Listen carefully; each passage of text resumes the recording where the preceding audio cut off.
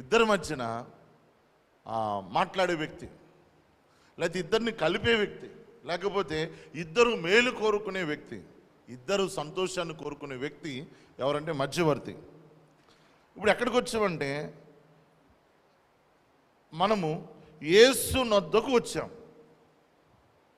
యేసు నొద్దకు వచ్చినప్పుడు ఏం జరుగుతుంది అంటే బైబిల్లో చూడండి, మన క్రొత్త నిబంధనలో మత్తయి సువార్త, మార్కు, యోహాను సువార్త కానీ లేకపోతే లూకా సువార్తలు అన్నీ చూసినప్పుడు యేసు దగ్గరకు వచ్చినప్పుడు ఏమవుతుందంటే కర్సెస్ అన్నీ కూడా బ్లెస్సింగ్గా మారుతాయి.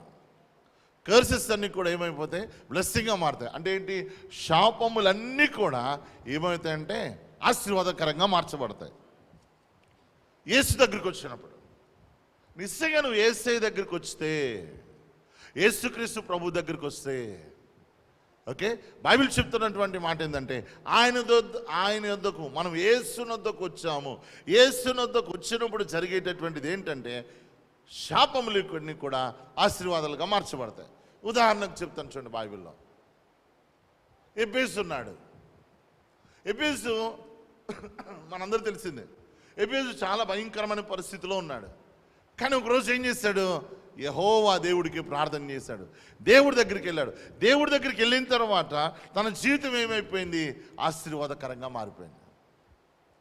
ఆశీర్వాదకరంగా మారిపోయింది. ఎబ్బేసు అప్పుడు దాకా ఎలాగుండేవాడు అంటే అందరికంటే తక్కువలో ఉండేవాడు. మనం చాలాసార్లు చెప్పాను మీకు, ఎబ్బేసు అందరి చేత తృణీకరించబడినటువంటి వాడు. తన జీవితంలో ఏమి ఏలుబడి చేస్తుందంటే శాపం ఏలుబడి చేస్తుంది. ఆ శాపమును ఎప్పుడైతే యేసయ్య దగ్గరికి వచ్చాడో ఆ శాపం ఏమైపోయిందంటే ఆశీర్వాదకరంగా మార్చబడింది. దాని తర్వాత బైబిల్ చెప్తున్నటువంటి మాట ఏంటి? బైబిల్ చెప్తున్న హన్నా ఉంది. హన్నా ఏం చేసింది? తన మీద ఒక శాపం వెలువడి చేసింది. ఏంటి శాపం అంటే పిల్లలు లేనితనం. ఒక గుడ్రాలుగా ఉంది. కానీ యేసు దగ్గరికి వచ్చింది. చాలాసార్లు వచ్చింది, కానీ చాలాసార్లు కూడా ప్రతి సంవత్సరం కూడా ఆలయంకి వచ్చేది, ఓకే, సంతోషించి వెళ్ళిపోయేది. యేసు దగ్గరికి రాలే, పిక్నిక్ వచ్చింది. యేసు దగ్గరికి రాలే, దేనికి వచ్చింది? అందరితో కుటుంబంతో కలిసి సరదాగా తినేసి, ఓకే, తన భర్త ఇచ్చే ఆ శ్రేష్టకరమైన బహుమతులు పొందుకుని వెళ్ళిపోయేది అంతే. కానీ ఒకరోజు నిజంగా యేసు దగ్గరికి వచ్చింది. నిజంగా యేసు దగ్గరికి వచ్చినప్పుడు తన బ్రతుకు ఏమైపోయిందంటే శాపము ఆశీర్వాదకరంగా మార్చబడింది. కాబట్టి ప్రియమైనటువంటి వారు గుర్తుపెట్టు, మనం సరదాగా చర్చకు రావట్లే, ఓకే. మనం ఎవరి దగ్గరికి వస్తున్నామంటే ప్రభువులకు ప్రభు, రాజులకు రాజు అయినటువంటి యేసే దగ్గరికి వస్తున్నాము. యేసే దగ్గరికి వచ్చినప్పుడు ఖచ్చితంగా ఎక్స్చేంజ్ జరగాల్సిందే, ఓకే. ఎందుకు? ఆయన మధ్యవర్తి అంటే ఏంటంటే నీ సుఖము కోరుకునేవాడు, నీ సంతోషాన్ని కోరుకునేవాడు, నీ ఆనందాన్ని కోరుకునేవాడు, నీ సమస్యలను పరిష్కరించేవాడు, నీకు సమస్తము అనుగ్రహించేటటువంటి దేవాతి దేవుడు. అందుకొస్తే యేసే దగ్గరికి వస్తే నువ్వు ఎవరి దగ్గరికి వస్తున్నావో జ్ఞాపకం ఉంచుకోవాలి. బైబిల్ చెప్తున్న మాట ఏంటో తెలుసా? బిలాము అనేవాడు అక్కడ ఉంటాడు. వాడు ఇశ్రాయేలు ప్రజలను శపించడానికి వస్తాడు. కానీ వాళ్ళు ఎవరితో ఉన్నారు? దేవాతి దేవుడితో ఉన్నారు. వాళ్ళు ఎవరితో ఉన్నారు? దేవుని యొక్క కృప కింద ఉన్నారు. వాళ్ళు ఎవరితో ఉన్నారంటే దేవునితో నిలిచి ఉన్నారు. వాడు శపిస్తామనుకునేసరికల్లా వాడి మాటలన్నీ, శాపములన్నీ కూడా ఏమైపోయినంటే ఆశీర్వాదకరంగా మారిపోయినాయి. ఎందుకు అలా జరిగింది? వాళ్ళ జీవితంలో అలాగే ఎందుకు జరిగింది? మిగతా టైంలో ఎందుకు జరగలేదు అంటే దేవుడు వాళ్ళతో ఉన్నాడు, మిగతా టైంలో దేవుడు వాళ్ళతో లేడు. కాబట్టి ప్రియమైనటువంటి వారు గుర్తుపెట్టుకోండి. ఏంటి నీకు నాకు అర్థం అవ్వాల్సిందంటే నిబంధన అర్థం కావాలి. మనకి ద కవెనెంట్స్ అర్థం కావాలి. నీకు నిబంధన అర్థం కాకపోతే, ఏ నిబంధన దగ్గరికి వచ్చావో నీకు అర్థం కాకపోతే నువ్వు వేరే వాళ్ళ చుట్టూరు తిరిగితే కానీ నీ జీవితంలో విజయం స్వతంత్రించుకోలేవు. నీకు ఇచ్చిన గుర్తింపును స్వతంత్రించుకోలేదు. నీకు ఇచ్చినటువంటి గుర్తింపు వేరే వాళ్ళ దగ్గర నుంచి పొందుకోవడానికి చూపిస్తావు. అదే నిబంధన నీకు తెలిస్తే నీకు నువ్వుగా సంపాదించుకుంటావు నీ ఆశీర్వాదాలు.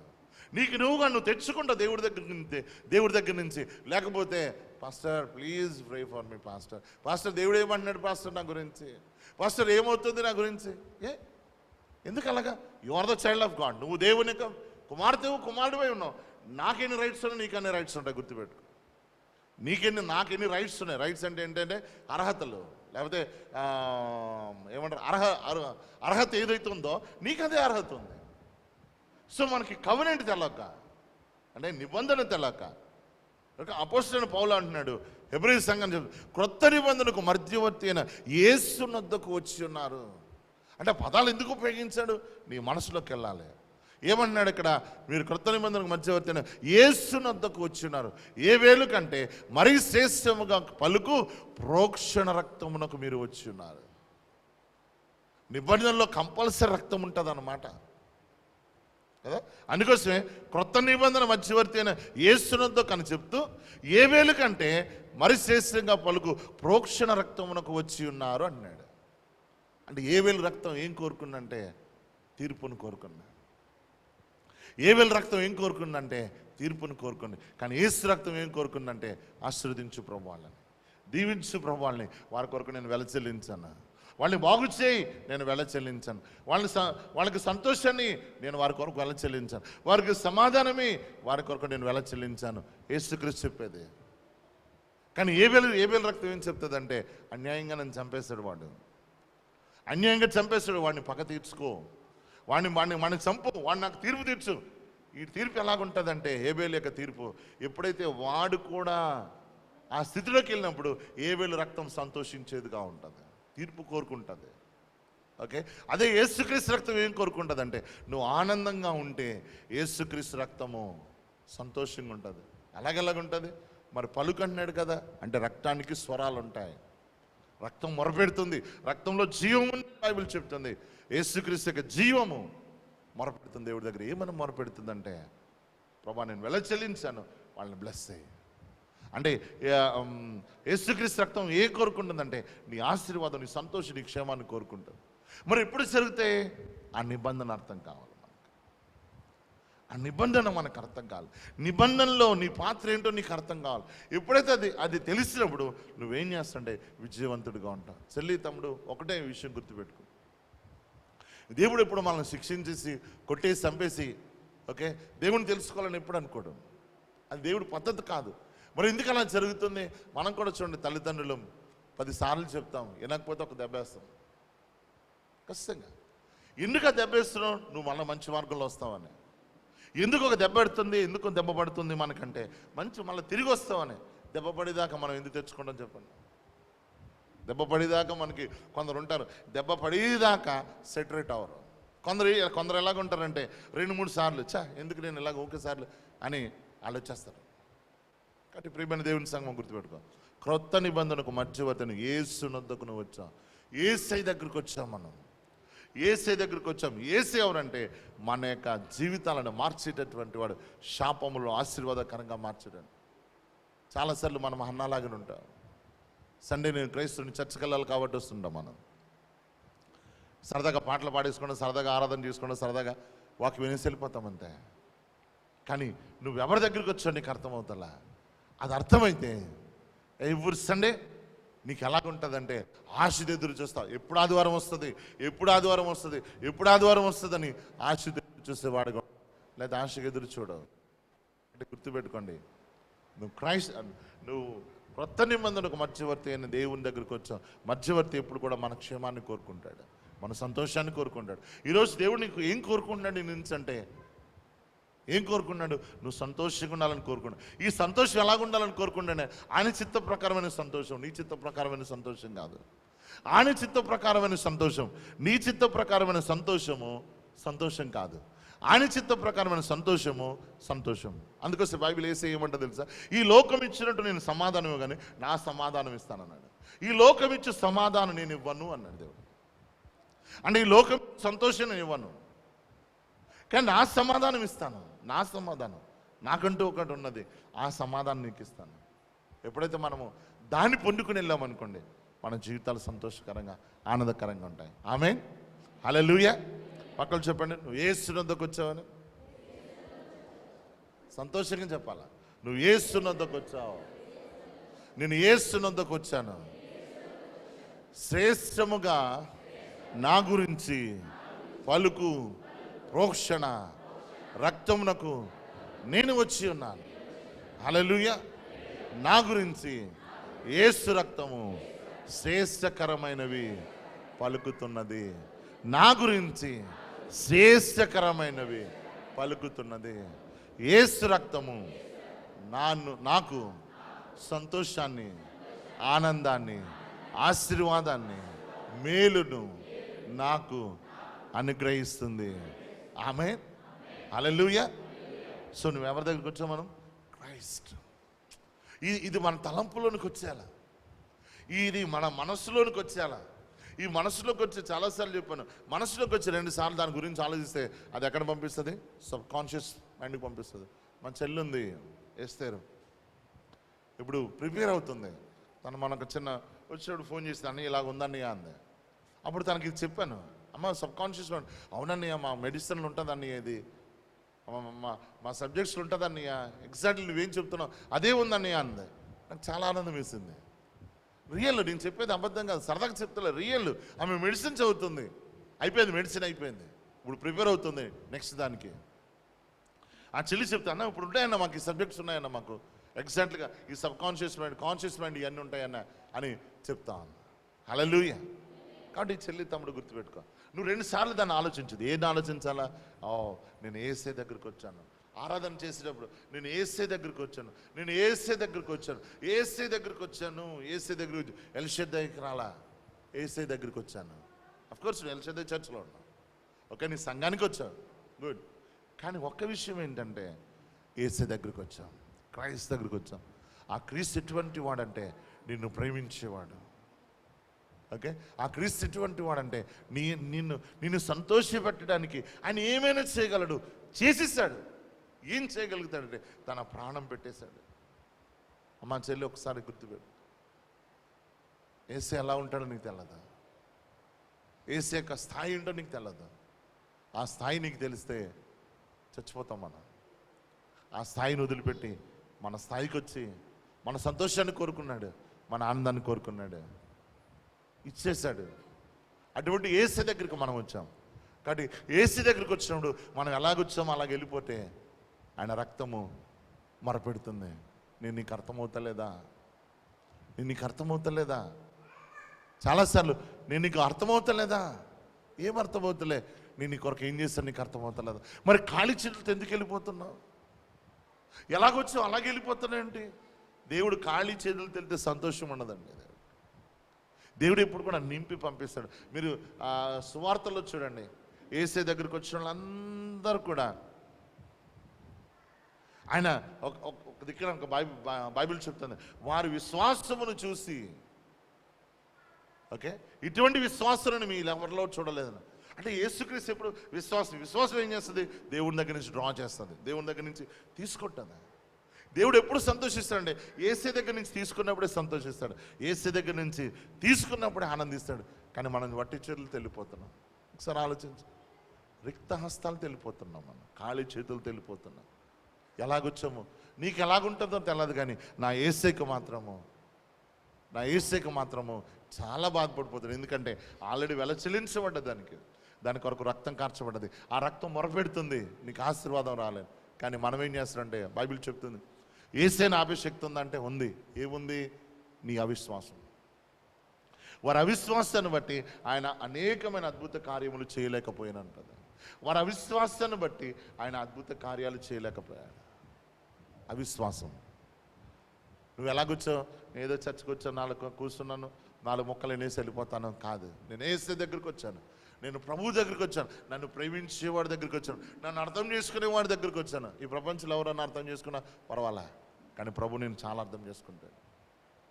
నీ బాధ, నీ కష్టం అన్నీ తెలుసాను, నీ బలహీనతలు కూడా తెలుసు. యేసయ్యకు ప్రభు దగ్గర రా. బలహీనతలున్నా పర్వాలేదు, ప్రభు దగ్గరికి రా. ప్రభు నుంచి దూరం అవ్వకు. ఓకే, బలహీనతలు లేకుండా మానవుడు ఉండలేడు. ఆ బలహీనతల నుంచి పోవాలంటే యేసే కావాలి. అందుకోసే క్రొత్త నిబంధన మధ్యవర్తి అని యేసు వద్దకు వచ్చాము. కమ్, ఎలాగున్నావు అలాగే రా, పర్వాలేదు, ఎలాగున్నావు అలాగే రా. ఎలాగున్నావు అంటే ఏ బంధకాలు ఉన్నావు ఆ బంధకాల నుంచి విడిపించి నేను పంపించేవాడుగా ఉంటాడు. బైబిల్ చెప్తున్న మాట ఏంటంటే 18 సంవత్సరాల నుంచి వంగి నడుస్తుందంట. వంగిపోయి నడుమొంగిపోయి ఉన్నటువంటి స్త్రీ ఒకరోజు ప్రభు వచ్చాడు ఆ సంఘానికి. వచ్చినప్పుడు ప్రభుని చూడలే, ఆమె చూడడానికి ఆస్కారమే లేదు, ఎందుకంటే నడుము వంగిపోయింది, తన చూపిప్పుడు కిందే. కానీ ప్రభు దగ్గరికి వచ్చినప్పుడు, ఓకే, అన్ని కష్టాలున్నా అన్ని బాధలున్నా సరే, నడుము వంగిపోయినా సరే, ఓకే, ఆమె చర్చ్ మాత్రం వదిలిపెట్టలా. చర్చకు వచ్చింది, ఓకే, వచ్చి కూర్చుంది. ప్రభు వచ్చాడు అంతే. బైబిల్ చెప్తున్న మాట ఏంటంటే 18 సంవత్సరాల నుంచి సాతాను చేత బంధించబడినటువంటి ఆమెను విడిపించాడు. దేవుడు ఎప్పుడు కూడా విడుదల కోరుకుంటాడు. దేవుడు ఎప్పుడు కూడా నువ్వు విడిపించబడాలని కోరుకుంటాడు. ఏదైనా సరే నువ్వు విడిపించబడాలని కోరుకుంటాడు. విడుదల కలగాలని, ఖచ్చితంగా విడుదల కలగాలంటే అటువంటి మనస్సు మనలో ఉండాలి.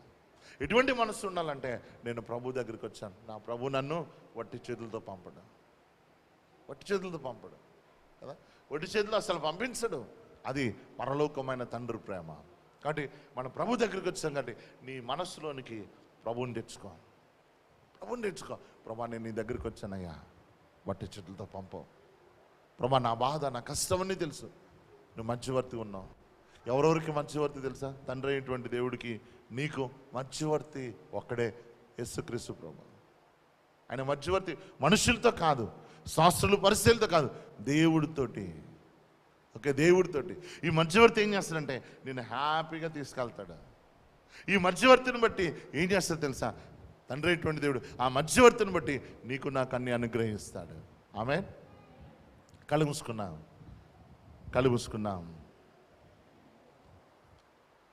యేసయ్యా నాకు అన్న చెప్పింది ఏం అర్థం కాలే, కానీ ఒక్కటి అర్థమైంది. నువ్వు శాపాన్ని ఆశీర్వాదకరంగా మారుస్తూ ఉంటా కదా, నా దుఃఖాన్ని సంతోషంగా మారుస్తూ ఉంటా కదా, నా బ్రతుకుని మారుస్తూ ఉంటా కదా. అదొక్కటే నాకు అర్థమైందయ్యా. నీ దగ్గరికి వస్తున్నానయ్యా, నా బ్రతుకు మార్చు, నా కుటుంబ పరిస్థితులు మార్చు, నా వ్యక్తిగత జీవితాన్ని మార్చయ్యా, మార్చవా అని చిన్నగా అడుగు ప్రభుని. ప్రభా, నీ దగ్గరికి వస్తున్నానయ్యా నేను. ప్రభా, నీ దగ్గరికి వస్తున్నానయ్యా నేను. ఇదిగో నీ దగ్గరికి వచ్చానయ్యా నేను. ఎస్, ప్రభు దగ్గరికి వచ్చిరా. ప్రభువును చూడు అని. ఎలా చూడాలి? నీకు అటువంటి మనస్సు ఉంటే పరిశుద్ధాత్మ దేవుడు ఆ కార్యం చేస్తాడు. పరిశుద్ధాత్మ దేవుడు నిన్ను రేపుతాడు. పరిశుద్ధాత్మ దేవుడు ఆ కార్యం చేస్తాడు ఖచ్చితంగా. కాబట్టి ఒక్కసారి చిన్న ప్రార్థన చేసుకో. Thank you Holy Spirit. I give praise and give glory. Oh dear God, we love you, we praise you, we adore you, magnify you, Lord. Thank you, Jesus. Thank you, Jesus Christ of Nazareth. Thank you, wonderful Jesus, oh God. Oh, we give praise, we give glory. Hallelujah. పరిశుద్ధుడా, నీ కొందనాలు, స్తోత్రాలు, కృతజ్ఞతలు చెల్లిస్తున్నామయ్యా. నీ పరిశుద్ధ లేఖనము చెప్తా ఉంది నాన్న. ఇదిగో తండ్రి, యేసు నొద్దకు అని బైబిల్ చెప్తుంది నాన్న. నీ యొక్క స్వభావము మేము బంధకాల్లో ఉండటం కాదు, నీ స్వభావము మేము రోగాలతో ఉంటాం కాదు, నీ స్వభావము మేము దుఃఖంలో ఉంటాం కాదు, నీ స్వభావము నాన్న ఇదిగో తండ్రి, నాన్న దేవుడు లేనిటువంటి ప్రజలుగా ఉండేవారం కాదు నాన్న. మమ్మల్ని సంతోషాన్ని ఇచ్చేవాడుగా, ఆనందించేవాడుగా, బంధకాలను విడిపించాలని ఆశ కలిగినటువంటి దేవుడు. అన్నాను విడిపించావుగా, ఎబ్బేసును విడిపించావు కదా నాన్న. 18 సంవత్సరాల నుంచి వంగి నడుస్తున్న ఆమెను విడిపించావు కదా. ఈరోజు మమ్మల్ని కూడా విడిపించు. నీ దగ్గరికి వస్తున్నామయ్యా. కనికరించయ్యా, రూప చూపించయ్యా నాన్న. మమ్మల్ని లేవనెత్తయ్యా. ఎక్కడ వంగిపోయామో, ఎక్కడ తలెత్తుకోలేని స్థితి ఉంటుందో, ఎక్కడ ఫైనాన్షియల్గా అపవాది మా మీద కాడి పెట్టిందో, ఎక్కడ నానిదిగో రోగం అనే కాడి పెట్టిందో, ఎక్కడ నానిదిగో సాతాను మమ్మల్ని బంధించిందో, దాని నుంచి లేవనెత్తయ్యా. అయ్యా, ఇది నాన్న నువ్వు ఓమ్ని ప్రజెన్స్, నువ్వు సర్వంతర్యామివి,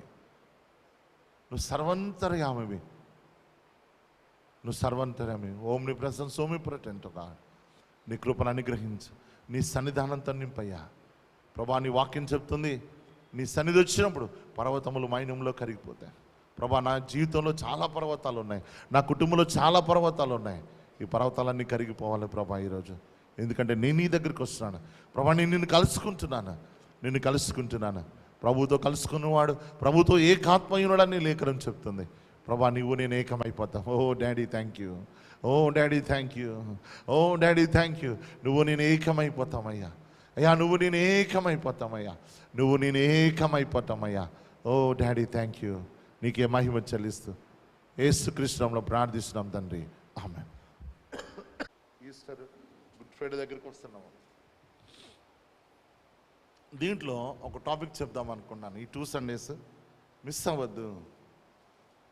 అది తెలుసుకుంటే నీ జీవితం ధన్యం అవుతుంది, లేకపోతే నీ జీవితం ధన్యం కాదు. కాబట్టి మిస్ అవ్వకుండా రండి, జాగ్రత్తగా వినండి, మళ్ళొకసారి వినండి, అర్థం చేసుకోండి దాంట్లో ఉన్న ప్రత్యేకత.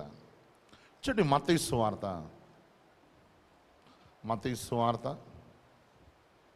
26వ అధ్యాయం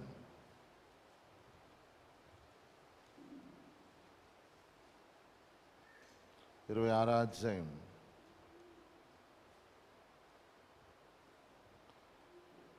28వ వచనం. 28వ వచనం, మత్తయి సువార్త 26వ అధ్యాయము 28వ వచనం.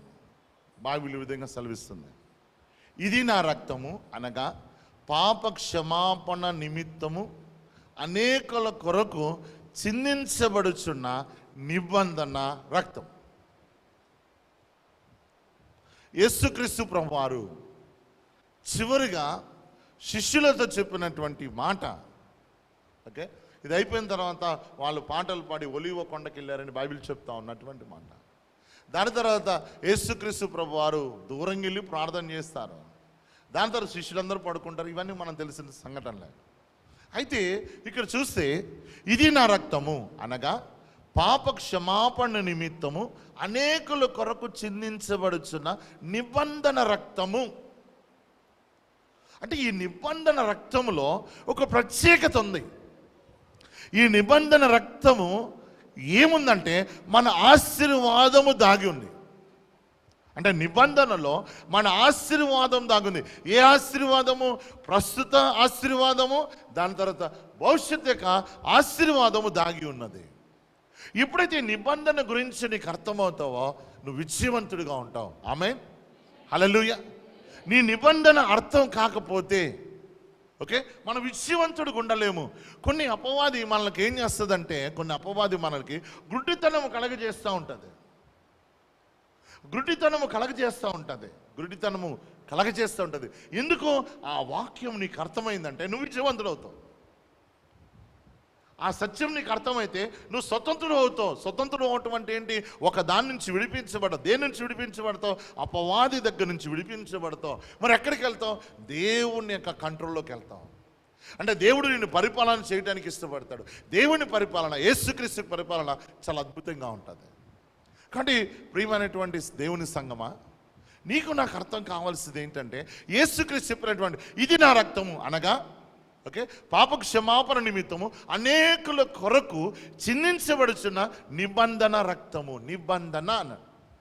అసలు నిబంధన అంటే ఏంటి?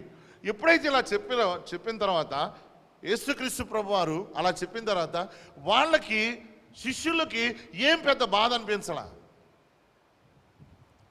అంటే ఇదేంటి కొత్తగా ఉంది అనలా, ఇదేదో కొత్తగా అంటున్నాడు ఏంటి యేసుక్రీస్తు అనలే. ఎందుకంటే వాళ్ళకి నిబంధన గురించి బాగా తెలుసు. అందుకోసే ఏంటి ప్రభా నిబంధన అంటున్నావు ఏంటి? వాళ్ళు మనసులో మాట్లాడుకున్నట్టు 3 సువార్తల్లో మనకు కనపడదు. కానీ యేసుక్రీస్తు ప్రభువారు నేను 3వ దినం నేను యెరూషలేముకి వెళ్తాను, అక్కడ నేను శాస్త్రులు పరిశీలన చేతులకు అప్పగించబడతాను, వాళ్ళు నన్ను హింసిస్తారు, 3వ దినం తిరిగి లేస్తారు అనేసరికల్లా అక్కడ ఉన్నటువంటి శిష్యులందరూ ఏమనుకుంటారంటే, ఏంటి నేను తిరిగి లేస్తాను అంటున్నాడు ఏంటి అనుకున్నారు. కానీ ఇక్కడికి వచ్చేసరికల్లా వాళ్ళు ఒక మాట మాట్లాడలే. యేసుక్రీస్తు చెప్పాడు, ఏమని చెప్పాడు? ఇది నా రక్తము అనగా పాప క్షమాపణతో అనేకుల కొరకు చెందించబడ్డ నిబంధన రక్తము అని చెప్పిన తర్వాత వాళ్ళు హ్యాపీగా వెళ్ళిపోయారు. అంటే ఆ నిబంధన గురించి వారికి బాగా తెలుసు అన్నమాట. ఎప్పుడైతే నిబంధన గురించి నీకు అర్థమవుతుందో ఓకే నువ్వు విజయవంతుడిగా ఉంటావు. చూడండి, ఫస్ట్ నిబంధన గురించి మీకు అర్థం చేయడానికి ప్రయత్నం చేస్తాను. చూడండి, 1 సమూయేలు గ్రంథము 17వ అధ్యాయం 36వ వచనం నుంచి చూడ. మనందరూ తెలిసిన స్టోరీయే, కానీ అర్థం కావాలి. దావీదు వాళ్ళ అన్న వాళ్ళ దగ్గరికి వస్తాడు. ఓకే, వచ్చినప్పుడు వాళ్ళ అన్న వాళ్ళ దగ్గరికి వచ్చినప్పుడు అక్కడ ఒక సంఘటన జరుగుతుండదు. ఏంటి సంఘటన జరుగుతుండే? గొలియాత్ అనేవాడు అక్కడ ఉంటాడు. ఓకే, వాడు 9 అడుగులు, ఓకే 9 అడుగులు ఎత్తు కలిగినటువంటి వాడు, చాలా మంచి శరీర దౌఢార్యం కలిగినటువంటి వాడు, చాలా మంచి అద్భుతమైన ఫిజిక్ అనమాట ఆయన. వాడిని చూసేసరికి ఇశ్రాయేలు ప్రజలందరూ భయపడతా ఉంటారు. అప్పుడు దావీదు చెప్తున్నటువంటి మాటలు 37 దావీదు చెప్పిన మాటలు నలుగురికి తెలియగా జనులు ఆ సంగతిని సౌలుతో తెలియచెప్పారు కనుక అతడు దావీదును పిల్లనంపించాను. దావీదు వచ్చి ఏం అంటే ఆయన కొడితే ఏమిస్తారు నాకు అంటున్నాడు. అక్కడ ఉన్న వాళ్ళందరూ ఏం చేస్తున్నాడు, భయముతో వణికిపోతున్నారు. ఆ గొలియాత్ అనేవాడు అలాగ వస్తున్నాడంటే ఇక్కడ ఉన్నటువంటి ఇశ్రాయేలు ప్రజలందరూ కూడా వణికిపోతున్నారు. వాడు అంటున్న మాట అంతే, మీలో ఒకరిని చూజ్ చేసుకోండి, ఒకరిని ఎన్నుకోండి, వాడు నేను కలిసి ఫైట్ చేస్తాం. వాడు గెలిచాడా మేము నీకు దాసులుగా ఉంటాం, మేము గెలిచామా మీకు దాసులుగా ఉంటాము అని వాడు ఒక ప్రతిపాదన పెట్టాడు. ప్రతిపాదన పెట్టి రోజు వాడు వచ్చి ఏం చేస్తాడు, షో చేస్తున్నాడు. అంటే వాళ్ళ ముందు తిరుగుతున్నాడు. తిరిగేసరికల్లా వాళ్ళందరూ పారిపోతున్నప్పుడు దావీదు అంటున్న మాట ఏంటంటే, నేను వాడిని కొడితే నాకేమి ఇస్తారు అని పలికినట్టు ఇక్కడ కనబడుతోంది. 32 చూడండి. ఈ ఫిలిష్తీయుని బట్టి ఎవరి మనస్సు కృంగ నిమిత్తము లేదు, మీ దాసుడనైనా నేను వానితో పోట్లాడుదునని దావీదు సౌలుతో అనగా, ఈ ఫిలిష్తీయుని బట్టి ఎవని మనస్సు కృంగ నిమిత్తం లేదు అంటే ఆ ఫిలిష్తీయుని బట్టి ఇశ్రాయేలు ప్రజలందరూ కూడా కృంగిపోతా ఉన్నారు. ఇశ్రాయేలు ప్రజలందరూ కృంగిపోతున్నారు. ఎందుకు కృంగిపోతున్నారు? ఒక సమస్య ముందుందే. ఓకే, ఒక సమస్య ముందుంది, ఒక వ్యక్తి ముందున్నాడు. ఆ వ్యక్తి ఏం చేస్తాడంటే ఇశ్రాయేలు ప్రజలను భయభ్రాంతులు చేస్తా ఉన్నాడు. ఒక గుర్తుపెట్టుకో, నీ జీవితంలో ఒక సమస్య నీ మీద ఉన్నప్పుడు, ఒక సమస్యను ఎదుర్కొన్నప్పుడు ఎలా నువ్వు విజయవంతుడిగా ఉండాలో ఈ పాఠం నేర్పుతుంది. కాబట్టి జాగ్రత్తగా. ఓకే, కృంగిపోయే పరిస్థితులు వచ్చినప్పుడు ఎలాగో విజయవంతుడిగా ఉండాలి, ఏ విధంగా విజయవంతుడిగా ఉండాలో ఈ వాక్యం టీచ్ చేస్తుంది మనకి. నెక్స్ట్ వచ్చిన చూడండి. నీ దాసుడు నేను వానితో పోట్లాడు. సౌలు ఈ ఫిలిష్తీయుని ఎదుర్కొని వానితో పోట్లాడకు నీకు బలము చాలదు, నువ్వు బాలుడువు, వాడు బాల్యం నుండి విద్యాభ్యాసము చేసిన వాడని దావీదుతో నేను. నెక్స్ట్ 34. అందుకు దావీదు సౌలు తిట్లను, నీ దాసుడని నేను నా తండ్రి యొక్క గొర్రెలను కాచుచుండు, సింహమునను ఎలుగుబంటును వచ్చి మందలో నుండి ఒక గొర్రె పిల్లను ఎత్తుకొని పోచుండగా. నెక్స్ట్, నేను దాన్ని తరిమి చంపి దాని నోటి నుండి ఆ గొర్రెను విడిపించి తిని, అది నా మీదికి రాగా దాని గడ్డము పట్టుకొని దాన్ని కొట్టి చంపి తిని. 36. ఇక్కడ నుంచి జాగ్రత్త గమనించండి. ఓకే, నీ దాసుని నేను ఆ సింహమును ఎలుగుబంటి చంపితేనే జీవము గల దేవుని సైన్యమును తిరస్కరించిన ఈ సున్నతి లేని ఫిలిష్తీయుడు వాటిలో ఒక దాని వలె అగుననియు. ఇక్కడ చూడండి, జీవము గల దేవుని సైన్యములను తిరస్కరించిన ఈ సున్నతి లేని వాని ఫిలిష్తీయుడు. సున్నతి అంటే ఏంటి అంటే, అబ్రహాముతో దేవుడు నిబంధన చేసినప్పుడు మీరు నా ప్రజలుగా గుర్తుగా ఉండాలంటే మీ సున్నతి కంపల్సరీ చేయాలన్న. ఎవడైతే సున్నతి చేయించుకుంటాడో వాడు దేవుని నిబంధనలోనికి వస్తాడు. నిబంధన చెప్పినప్పుడు అది చెప్తాను. ఇక్కడ ఈ ఒక విషయం, నిబంధనలోనికి వస్తాడు. ఓకే, ఎవడైతే సున్నతి చేయించుకుంటాడు. దావీదు ఏం చేస్తున్నాడు, ఒరే వాడు సున్నతి లేనోడు, వాడు నిబంధన లేనటువంటి వాడు, మనం నిబంధన కలిగినటువంటి వాడు. ఈ నిబంధన లేనటువంటి వాడు వాటిలో సింహం వలె లేకపోతే ఎలుగుబంటి వలె అయిపోతాడు అని చెప్పాడు. నెక్స్ట్ వచ్చు 37. సింహముల యొక్క బలము నుండి ఎలుగుబంటి యొక్క బలము నుండి నన్ను రక్షించిన యెహోవా ఈ ఫిలిష్తీయుని చేతిలో నుండి కూడా నన్ను విడిపించునని చెప్పాను. అందుకు సౌలు, పొమ్ము యెహోవా నీకు తోడుగా ఉండును గాక అని దావీదుతో నేను. దావీదుకు ఒకటి అర్థమైంది, నిబంధన బాగా అర్థమైంది. నిబంధన అంటే ఏంటి అంటే, నిబంధన అంటే ఏంటంటే నిబంధన ఎప్పుడు జరుగుతూ ఉంటుంది. ఇది బాగా అర్థం చేసుకోండి. ఈ కాన్సెప్ట్ నీకు అర్థమైతే, ఇది నీకు అర్థమైతే యేసుక్రీస్తుతో మనం ఎలా నడవాలో మనకు అర్థం. నిబంధన ఎప్పుడు జరుగుద్ది అంటే, ఒక స్ట్రాంగ్ పర్సన్ అంటే ఒక బలవంతుడైనటువంటి వాడు ఉన్నప్పుడు ఆ పక్కన ఒక బలహీనుడైనటువంటి ఒక వ్యక్తి ఉన్నప్పుడు ఈ బలవంతుడైనటువంటి వాడు ఖచ్చితంగా బలహీనుడిని కొట్టేస్తాడు, వాడికి ప్రమాదం. కాబట్టి ఈ బలహీనమైనటువంటి వాడు ఏం చేస్తాడంటే నిబంధన చేసుకుంటాడు. ఎందుకు నిబంధన చేసుకుంటాడు వాడితోటి? రేపు భవిష్యత్తులో వాడు నాశనం అవ్వకుండా ఒక నిబంధన చేసుకుంటాడు. ఎప్పుడైతే రెండు పార్టీస్ నిబంధన చేసుకున్నాయో, ఓకే, రెండు అంటే బలవంతుడైనటువంటి వాడు బలహీనమైన వాడితోటి నిబంధన చేసుకున్నప్పుడు ఏం జరుగుతుంది? బలవంతుడి దగ్గర ఏవైతే ఉన్నాయో అవన్నీ కూడా బలహీనుడు వశమవుతాయి. బలహీనుడి దగ్గర ఏవైతే ఉన్నాయో అవన్నీ కూడా బలవంతుడు వశమవుతాది. ఈ పాయింట్ బాగా గుర్తుపెట్టుకో. ఇక్కడ చూడండి ఏమన్నాడో, నిబంధన అంటే ఏమని చెప్పాను? బలవంతుడు ఒకడు, బలహీనమైనటువంటి వాడొకడు. బలవంతుడితోటి బలహీనమైన వాడికి ఎప్పుడూ ముప్పే. ఎందుకు? వాడి దగ్గర శక్తి లేదు. బలహీనుడు, ఈ బలవంతుడు ఎప్పుడోసారి కొట్టేస్తాడు. కాబట్టి బలహీనుడు ఏం చేస్తాడు? బలవంతుడు ఒక నిబంధన చేసుకుంటాడు. బలవంతుడితోటి ఒక నిబంధన చేసుకుంటాడు. ఆ నిబంధన చేసుకున్నప్పుడు జరిగే నిబంధన ఎలాగుంటుందో తర్వాత చెప్తాను. ఫస్ట్ ఇక్కడ దీనికి అర్థం అవడానికి ప్రయత్నం చేస్తాను. ఎప్పుడైతే నిబంధన చేసుకున్నాడో బలవంతుడు అన్నీ కూడా బలహీనుడు అయిపోతాయి. బలవంతుడి దగ్గర ఏవేవైతే ఉన్నాయో అవన్నీ కూడా బలహీనుడికి అయిపోతాయి. ఎప్పుడైతే బలహీనుడికి అయిపోయిందో వాడు ఆటోమేటిక్గా బలవంతుడు అయిపోతాడు. ఇక్కడ చూడండి ఏమంటున్నాడో, సింహం యొక్క బలము నుండి, ఎలుగుబంటి యొక్క బలము నుండి నన్ను రక్షించిన యెహోవా ఈ ఫిలిష్తీయుల చేతిలో నుండి కూడా నన్ను విడిపించునని చెప్పాను. అంటే దావీదుకు అర్థమైపోయింది నిబంధన ఏంటంటే, నేను బలహీనుణ్ణి, దేవుడు బలవంతుడు. నేను ఒక ఎదుర్కొంటున్నప్పుడు నేను ఏం చేస్తున్నాను? ఆయన బలవంతా నా తీసుకుంటాను. నిబంధనలో ఉన్నాను కాబట్టి ఖచ్చితంగా నిబంధన యొక్క నియమం ఏమంటే, నిబంధన ఎప్పుడైతే చేసుకున్నామో ఈ రూల్ ఖచ్చితంగా వర్తిస్తుంది. ఏంటి? బలవంతుడు ఎవరైతే ఇద్దరు నిబంధన చేసుకున్నారో వాళ్ళ వీళ్ళు అవుతాయి, వీళ్ళే వాళ్ళు అవుతాయి. ఇద్దరు వ్యక్తులు, ఓకే.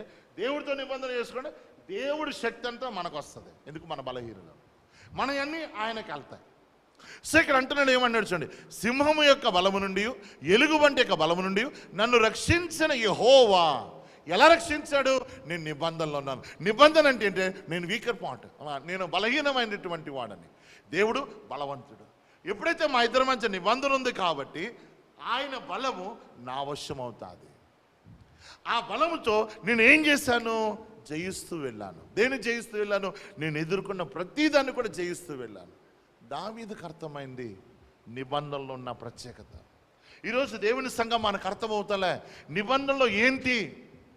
ఎప్పుడైతే దావీదుకు అర్థమైందో, దావీదు ఏం చేశాడంటే గొలియాతును కొట్టాడు. మనందరూ తెలిసిన స్టోరీ, చిన్నప్పటి నుంచి సండే స్కూల్ నుంచి వింటాను. ఓకే, నెక్స్ట్ వచ్చిన చూడండి, 38వ వచనం.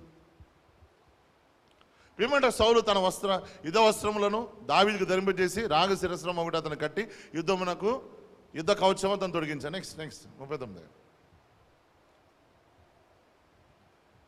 40 మనంత తెలిసేది కాబట్టి తన కర్ర చేత పట్టుకుని ఏటి లోయలో నుండి 5 సున్నని నుండని రాళ్లను ఏరుకొని తన ఎదుట ఉన్న చిక్కెములో నుంచుకొని వడిసెల చేత పట్టుకుని ఆ ఫిలిష్తీయుని చేరునకు పోయాను. ఆ ఫిలిష్తీయుని కొట్టేశాడు. మరి అక్కడ ఉన్నటువంటి వాళ్ళందరికీ కూడా నిబంధన అర్థం కాలే. వాళ్ళందరూ నిబంధనలు లేనటువంటి వాళ్ళ, అందరు నిబంధనలు. సౌలు, ఇశ్రాయేలీయులు ప్రతి ఒక్కరు కూడా నిబంధనలు ఉన్నటువంటి వాళ్ళు. కానీ వాళ్ళకి నిబంధనలో ఉన్నటువంటి అర్థం అవ్వాల. ఎప్పుడైతే అర్థం కాలేదో వాళ్ళు విజయవంతులుగా లేరు. దావీదుకు అర్థమైంది నిబంధనలో ఉన్నటువంటిది ఏంటి, నిబంధన అంటే ఏంటి, నిబంధన జరిగినప్పుడు ఏం జరుగుతుంది అనేది బాగా అర్థమైంది. కాబట్టి దావీదు విజయవంతుడుగా. వాళ్ళందరూ నిబంధన కలిగిన మనం క్రైస్తవులందరూ కూడా యేసుక్రీస్తు రక్తంలో కడగబడినటువంటి వాళ్ళందరూ కూడా నిబంధన కలిగినటువంటి వారు. అయినా మన జీవితాలు ఓటమి కలిగినగా ఉంటున్నాయి. మనం దేవుడి సొత్తుని మన సొత్తుగా చేసుకోలేకపోతున్నాం. దేవుడి యొక్క బలాన్ని మన సొత్తుగా చేసుకోలేకపోతున్నాం. అందుకోసం ఇందాక మాట్లాడుకున్నాం, నా దాగుచోటు నీవే, నా బలం నీవే. మనకు అటువంటి ఆలోచన ఉంటలే. అందుకోసం మనం ఏం చేస్తుంటే ఓడిపోతున్నాం. అక్కడ ఉన్న ఇశ్రాయేలు అందరూ కృంగిపోయినటువంటి స్థితిలో, ఒక బాలుడికి మాత్రం కృంగిపోలే, కొడతానంటున్నాడు. ఒక బాలుడు ఏమన్నాడు తెలుసా? ఆ యుద్ధాన్ని నేను గెలుస్తానంటున్నాడు. ఒక బాలుడు ఏమన్నాడు తెలుసా? వాడెంతరా? గొర్రెతో సమానం, ఎలుగుబంటితో సమానం. మీరు వాడిని చూసి ఏమంటారంటే మహాయోధుడు అంటున్నారు, కానీ వాడు నాకు గొర్రెతో సమానం. అంటే గొర్రెతో సమానం ఎలాగవుతుంది? నిబంధన అర్థమైనోడికి ప్రతీది కూడా కామన్గా ఉంటుంది, ప్రతీది కూడా మామూలుగా ఉంటుంది. ఈరోజు నీకు నాకు కావాల్సింది ఏంటంటే నిబంధన అర్థం కావాలి. దేవుడు మనకు చేసే నిబంధన ఎలాంటిది అనేది. దేవుడు మనం చేసే నిబంధన ఎలా. సో దావీదుకి అర్థమైంది కాబట్టి దావీదు విజయవంతుడుగా ఉన్నాడు. దావీదు జీవితం అంతా చూసుకోండి, దావీదు జీవితం అంతా చూసుకున్నప్పుడు దావీదు విజయవంతుడిగానే ఉన్నాడు. ఓడిపోయిన సందర్భాలు, తప్పు చేసిన సందర్భాలు కూడా ప్రభు దగ్గరికి వచ్చినటువంటి సందర్భాలు మనకు కనబడతాయి. దేవుడి దగ్గరికి వచ్చి ఆ నిబంధనలు కొనసాగించడం నేర్చుకున్నాడు. కాబట్టి ప్రియమైన దేవుని సంగమం, మనకు కావాల్సింది ఏంటి అంటే నిబంధన మనకు అర్థం కావాలి. నిబంధన అంటే ఏంటో అర్థం కావాలి. ఇంకొక ఎగ్జాంపుల్ చూపిస్తాను చూడండి. It's powerful. ఆదికాండము 15వ అధ్యాయం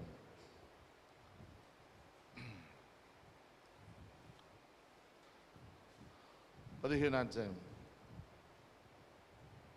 ఈ స్టోరీ మనందరూ తెలిసిందే.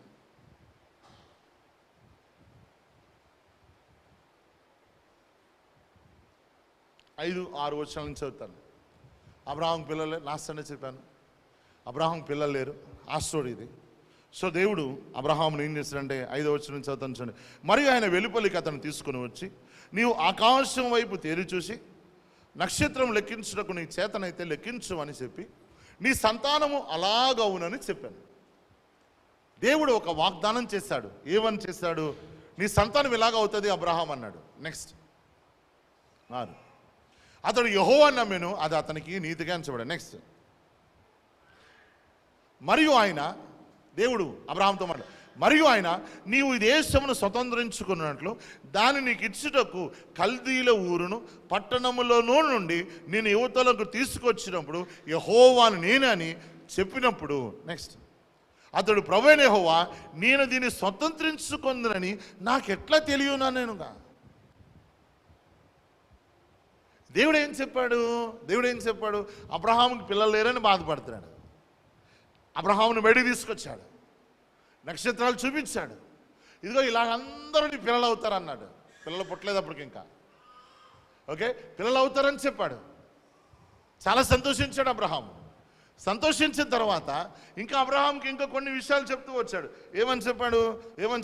ఆయన ఈ దేశమును స్వతంత్రించుకున్నట్లు దాన్ని నీకు ఇచ్చుటకు కల్దీల ఊరును పట్టణంలో నుండి నేను యువతలు తీసుకొచ్చిన యెహోవా నేనని చెప్పినప్పుడు అతడు ప్రభువైన యెహోవా నేను దీన్ని స్వతంత్రించుకుంది నాకు ఎట్లా తెలుస్తుంది? నాకు ఎలా తెలుస్తుంది? ఏంటి ప్రూఫ్ ఏంటి అన్నప్పుడు దేవుడు ఒక అద్భుతంగా చేశాడు. ఏం చేశాడు చూడండి. 9వ వచనం. ఆయన 3 ఏండ్ల పయ్యని, 3 ఏండ్ల మేకను, 3 ఏండ్ల పొట్టేలను, ఒక తెల్లని గువ్వను, ఒక పావుర పిల్లను నా యొద్దకు తెమ్మని అతనితో చెప్పాను. దేవుడు అబ్రహాంతో చెప్తున్నాడు. ఇది ఎలా జరుగుతుందయ్యా అన్నప్పుడు అబ్రహాముతో దేవుడు చెప్తున్నాడు. దీని గురించి వచ్చి మనం ఎక్స్ప్లెయిన్ చేస్తా, ఎందుకంటే టైం సరిపోదు నాకు. గురించి ఎలాగ అసలు ఏం జరుగుతుంది అంటే ఇక్కడికి వచ్చాను. లాస్ట్ వచనంకి వచ్చాను. 21వ వచనం. అమోరీయులను, కనానీయులను, గిర్షనీయులను, యోబీసీయులను నీ సంతానముకి ఇచ్చున్నానని అబ్రాముతో నిబంధన చేశాడు. ఏం చేశాడు? దేవుడు అబ్రహాంతో నిబంధన, ఆ నిబంధన చేసినప్పుడు జరిగే విధానము 9వ వచనం నుంచి 11వ 20వ వచనం వరకు ఉంటుంది. అందుకోసమే వచ్చే వారం చెప్తాను అది. కానీ ఇక్కడ ఏంటి, నిబంధన తెలిసినప్పుడు మనిషి ఎలాగుంటాడో చెప్పడానికి నా ప్రయత్నం. ఇక్కడ ఏం చేశాడు? అబ్రహాంతో దేవుడు నిబంధన చేశాడంట. ఎప్పుడైతే దేవుడు అబ్రహాంతో నిబంధన చేశాడో, ఏం నిబంధన చేశాడు? నీ పిల్లలు ఆకాశ నక్షత్రంలో అయిపోతారు. వాళ్ళందరూ ఏం చేస్తారు తెలుసా? ఈ యొక్క ఏదైతే నువ్వు చూస్తున్నావో ఇదంతా కూడా దాన్ని స్వతంత్రం చేసుకుంటారు అబ్రహాం అని. ఎలా జరుగుతుంది అయ్యా? ఏ విధంగా జరుగుతుంది? అయితే నేను ఒక నిబంధన చేస్తాను. ఎలాగా? ఏ విధంగా నిబంధన అని చెప్పాను? ఒక స్ట్రాంగ్ పార్టీ, ఒక మామూలు బలవంతుడైనటువంటి ఒకడు, బలహీనమైన ఒకడు నిబంధన జరిగినప్పుడు బలవంతుడు అన్నీ కూడా బలహీనుడు అయిపోతాయి. ఇప్పుడు ఇక్కడ ఏంటి? అబ్రహాంతో ఎలా జరుగుతుంది ప్రభువా అని అన్నప్పుడు దేవుడు చెప్తుందంటే నా శక్తి ద్వారా నీకు ఇస్తాను, నేను చేస్తాను అదంతా కూడా, ఎందుకంటే నేను నీతో నిబంధన చేస్తున్నాను. అందుకోసమే అబ్రహాం ఏం చేస్తాడు తెలుసా? ఆ నిబంధన తనకు అర్థమైంది కాబట్టి. ఏ నిబంధన? నీ పిల్లలు ఆకాశ నక్షత్రంలో అయిపోతాను, ఆకాశ నక్షత్రంలో అయిపోతాను. ఆ నిబంధన తనకి బాగా అర్థమైంది కాబట్టి అబ్రహాం ఏం చేశాడు చూడండి. 22వ అధ్యాయంలో 22వ అధ్యాయం 1వ వచనంలో, ఆయా సంగతులు జరిగిన తర్వాత దేవుడు అబ్రహామును పరిశోధించును. ఎట్లనగా ఆయన అబ్రహామా అని పిలువగా అతడు చిత్తము ప్రభువా నేను. అప్పుడైనా నీ ఒక్కడై ఉన్న నీ కుమారుని అనగా నీవు ప్రేమించు ఇస్సాకును తీసుకొని మొరియా దేశంకు వెళ్ళి అక్కడ నేను నీతో చెప్పబోవు పర్వతములలో ఒక దాని మీద దహన బలిగా అతను అర్పించు అని చెప్పాను. రాత్రి చెప్పాడు. 3వ వచనం, తెల్లవారినప్పుడు అబ్రహాము లేచి తన గాడిదను గంతకట్టి తన పనివారులో 2 తన కుమారుడికి ఇస్సాకును వెంటబెట్టుకొని దహనబలి కొరకు కట్టెలను చీల్చి లేచి దేవుడు తనతో చెప్పిన చోటికి వెళ్ళాను. రాత్రి వచ్చాడు దేవుడు. అందుకోసమే మన యొక్క కలల జీవితాన్ని స్ట్రాంగ్గా కాపాడుకోవాలి. మోస్ట్ ఆఫ్ ద టైం దేవుడు మనల్ని కొన్ని దర్శించే విధానాల్లో అబ్రహాం జీవితాన్ని చూసినప్పుడు నైట్ టైమ్స్ ఎక్కువ దేవుడు దర్శించేవాడు. అందుకోసం మనం ఏదో చెత్తంతా ప్రోగ్రామ్ చూసామనుకోండి, ఆ చెత్తే మన మనసులోనికి వస్తుంది. చెత్తే మనకు మనసులో కాదు, దేవుడు దర్శించే. ఇందాక 15వ అధ్యాయంలో రాత్రిపూట బయటకు తీసుకొచ్చి ఆకాశ నక్షత్రాలు లెక్క పెట్టించాడు. ఇక్కడ కూడా ఏమంటున్నాడు, రాత్రిపూట అబ్రహాము దేవుడు దర్శించాడు. దర్శించినప్పుడు ఆ దర్శనం ఎలాగుంది? అబ్రహాము అన్నాడు. ఎంత సంతోషపడిపోయాడు అబ్రహాము. ఓ, దేవుడు నాతో మాట్లాడుతున్నాడని. ఏంటి డాడీ, ఏంటి ప్రభువా, నువ్వు ప్రేమిస్తున్నావు కదా? నేను ప్రేమిస్తున్నాను. నీ కుమారుడు, ఓకే, ఏం చేయమంటావు? బలిగర్పించు. అలాగే ఒకసారి చూడండి, లేక పుట్టినటువంటి కొడుకుని దేవుడు అడిగినప్పుడు ఏం చేశాడు తెలుసా? అబ్రహాముని అడిగినప్పుడు 3వ వచనంలో తెల్లవారినప్పుడు అబ్రహాము లేచి, అంటే రాత్రి అంతా మాట్లాడినప్పుడు ఆ రాత్రి నిద్ర పట్టిందా అబ్రహాంకి? ఆ రాత్రి అబ్రహాంకి నిద్ర పట్టిందా? ఆ రాత్రి అబ్రహాంకు ఎలాగున్నాడు అబ్రహాము రాత్రి? ప్రభువా, ఏం చేస్తున్నావు నువ్వు? ఎట్టి పరిస్థితులు నేను ఇవ్వను ప్రభువా. ఎందుకంటే అన్ని సంవత్సరాలను ఏడిపించి ఇప్పుడు ఇస్తున్నా, నువ్వు ఇప్పుడు ఇచ్చావు, మళ్ళీ తీసేసుకుంటా అంటావా? అన్ని సంవత్సరాలు ఎన్ని అవమానాలు, బాధలు, ఇబ్బందులు పడ్డాను, అన్ని సంవత్సరాలు అయిన తర్వాత నువ్వు నాకు ఇచ్చి ఇప్పుడు తీసేసుకుంటానంటావా? అనలేదు అబ్రహాం. ఎలా లేదు? ఓకే ప్రభా, ఇచ్చేస్తాను. శుభ్రంగా పడుకున్నాడు. అదే మనం అనుకోండి, ఇలాగ అనుకోండి, మనం ఎన్ని రాత్రంతా నిద్రలో ఉంటాం మనకి ఇంకా. ఓకే, వెంటనే నువ్వు దేవుడు కానే కాదు, ఎంత దుర్మార్గుడివి నువ్వు, కొడుకునిచ్చినట్టు ఇచ్చి మళ్ళీ లాగేసుకుంటావా అని మనం అనేవాళ్ళం. కానీ అబ్రహాం మాత్రము అంటున్నటువంటి శ్రేష్టకరమైన మాట ఏంటంటే, తెల్లవారినప్పుడు రాత్రంతా నిద్రపోలేదనట్లేదు, హ్యాపీగా నిద్రపోయాడు. ఎందుకు నిద్రపోగలిగాడంటే అబ్రహాంకి నిబంధన అర్థం తెలుసు. అబ్రహాంకి నిబంధన అర్థం. ఏ నిబంధన? దేవుడు అబ్రహాంతో చేసే నిబంధన ఏంటి? నానా, నీకు పిల్లోడిని ఇస్తాను కదా, ఆ పిల్లోడి ద్వారా నేను అనేక మంది ఇసుక రేణువల చేసేస్తాను. ఎలా జరుగుతుంది? నీతో నిబంధన చేస్తాను నేను, నా బలం నీకు ఇస్తాను. ఆ బలం ద్వారా నువ్వేం చేస్తావంటే ఈ కల్దీయుల దేశము, మొరాబీయులు, యోబుసీయులు, వీళ్ళందరినీ గెలిచేస్తాను. అలాగా, ఓకే, గుడ్. నిబంధన చేశాడు. ఇప్పుడు దేవుడు ఏమంటున్నాడు? నీ సన్ నాకు కావాలా, నీ కుమారుడు నాకు కావాలన్నాడు. హ్యాపీగా వెళ్ళి ఏం చేశాడు? టక్కనిచ్చేసాడు. ఎందుకు ఇచ్చాడు? నిబంధన అర్థమైంది. ఏ నిబంధన? ఎలాగ అర్థమైంది ఆయనకు? హ్యాపీగా వెళ్ళిపోయాడు. చూడండి 4వ వచనం చూడండి. 4వ వచనం, తెల్లవారినప్పుడు అబ్రహాం లేచి గాడిదలంత కట్టి తన పనివారులు 2 తన కుమారుడు ఇస్సాకును వెంటబెట్టుకుని దహన బలి కొరకు కట్టెలను చీల్చి లేచి దేవుడు తనతో చెప్పిన చోటుకు వెళ్ళాను. 3వ నాడు అబ్రహాము కనులెత్తి దూరం నుండి చూడని చూసి హ్యాపీ. దాని తర్వాత ఈ స్టోరీ మనందరూ తెలిసిందే. 10వ వచనం, అప్పుడు అబ్రహాము తన కుమారుడు వధించుడు తన చెయ్యి చాపి కత్తి పట్టుకొనగా యెహోవా దూత పరలోకము నుండి అబ్రహామా, అంటే యెహోవా దూత పరలోకము నుండి దే ఆర్ వాచింగ్, అంటే దేవుడు చూస్తున్నాడు. ఏం చూస్తున్నాడు? అబ్రహాం ఎలా చేస్తున్నాడని. అబ్రహాం ఏ విధంగా చేస్తున్నాడు? అబ్రహాంలో ఇంత చీమంత కూడా ఇంత కూడా బాధలేదు. ఎందుకు బాధలేదు? నిబంధన చేస్తున్న వాడి గురించి తెలుసు. నిబంధన అంటే ఏంటో బాగా తెలుసు. నిబంధన యొక్క ఉద్దేశం ఏంటో ఆయనకి తెలిసింది కాబట్టి హ్యాపీగా ఇచ్చేస్తున్నాడు. చూడండి, పరలోకం నుండి ఏం చేస్తుందంట, దేవదూతలు, దేవుళ్ళు అలా వాచ్ చేస్తున్నారు, దేవుడు వాచ్ చేస్తున్నాడు, దూతలు వాచ్ చేస్తున్నాయి, అన్నీ చూస్తున్నాయి. అని చూస్తున్నాడు. అబ్రహాం ఏం చేస్తాడు, మనకి పాటల్లో అబ్రహాం బాధపడిపోయినట్టు అన్నీ చూపిస్తాడు. That's not correct. ఎందుకంటే బైబిల్ ఆ విధంగా చెప్తా. ఓకే, పెట్టేశాడు, శుభ్రంగా కత్తెత్తేసాడు. ఎత్తేస్తారు కదా, బైబిల్ చెప్తున్న మాట చూడండి. అప్పుడు అబ్రహాం తన కుమారుని వధించాడు, తన చెయ్యి చాపి కత్తెత్తి పట్టుకొనక యెహోవా దూత పరలోకండి అబ్రహామా అబ్రహామా అని అతన్ని పిలిచెను. అందుకు అతడు చిత్తం ప్రభువా, చిత్తం ప్రభువా. అప్పుడు ఆయన, ఆ చిన్నవాని మీద చెయ్యి వేయకము, అతను ఏమి చేయకము, నీ ఒక్కడై ఉన్న నీ కుమారుని నాకీయ వెనుదీయలేదు కనుక నీవు దేవునికి భయపడేవాడని ఇందువలన నాకు కనబడుచున్నది. సమ్ టైమ్స్ దేవుడు పరీక్షిస్తుంటాడు. తమిళ్లో గుర్తుపెట్టుకోండి, పరీక్షిస్తుంటాడు. ఎలా పరీక్షిస్తాడో అది గుర్తుపెట్టుకోండి. నేను ఇప్పుడు ఇక్కడ సపోజ్ ఒకళ్ళు నిలబెట్టాను అనుకోండి, ఆ నిలబెట్టినటువంటి వ్యక్తి ఎలా ప్రవర్తిస్తున్నాడు, ఆ నిలబెట్టిన వ్యక్తి ఎలా ప్రవర్తిస్తున్నాడు అనేది చూస్తాడు. ఓకే, దాని తర్వాత నీకు ఒక పనపు చెప్పాను చర్చిలో.